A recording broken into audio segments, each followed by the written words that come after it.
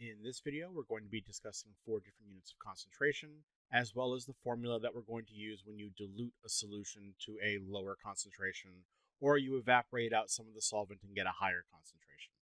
You are going to need something to write with. You're going to need something to write on. You don't need a calculator because we're not going to be doing any math with this. I'm just going to be giving you some formulas for the notes. And once you have those things ready, let's go. Okay, so the first unit of concentration that we have to work with is molarity. Keep in mind, concentration means amount of solute that's dissolved in a given solution, right? So we're always going to use some measure of how much solute and some measure of how much solution.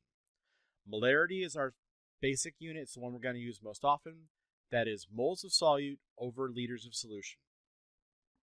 We don't say liters of solvent because some solutes will actually change the volume of the solution a little bit differently, right? So, for example, if you add a little bit of sodium hydroxide into 500 milliliters of water, the final volume won't be 500. It won't be greater than 500 because you've added to it. It'll actually be a little bit less than 500 because the way that sodium hydroxide, when it breaks up, affects the intermolecular forces of the water, it actually causes the water molecules to draw in a little bit more, so the volume goes down. Right? So we can't just go by solvent, we have to go by the full volume of solution. Now, if we look at this equation and we rearrange, the number of moles of the solute is equal to the molarity times the volume, right? Well, when we're diluting a solution, the number of moles of solute before the reaction or before the dilution process and after are exactly the same, right? So what we can do is we can set up an equation kind of like Boyle's law, if you remember your gas laws, where M1 times V1, so the molarity and volume of your initial solution, are equal to M2 times V2, the molarity and volume of your final solution.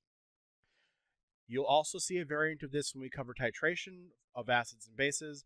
MAVA equals MB and VB, where MA and VA are molarity and volume of the acid. MB and VB are molarity and volume of the base. Okay, so this is molarity. This is our straightforward unit. Get used to using it because we're going to use it a lot. The next most common unit, we're not going to use it that much in this class, but it's very common, especially if you go into something like engineering, is molality. Molality is really close to molarity. That's why it has a similar name. The only difference is that instead of using volume of solution, you use the mass of the solvent, right? So it's moles of solute divided by kilograms of solvent. So this is molality. The place where you're going to use this most often is in colligative properties calculations. So this is what you use to measure, for example, how much the freezing point of water drops when you add salt to it, or how much the boiling point of water rises when you add something to it. That's the unit concentration for that, right? So colligative properties, it's most commonly used form. Our next unit is one we're actually going to use quite a lot when we get into gas laws, and this is called mole fraction. Yes, that is the Greek letter that you see there.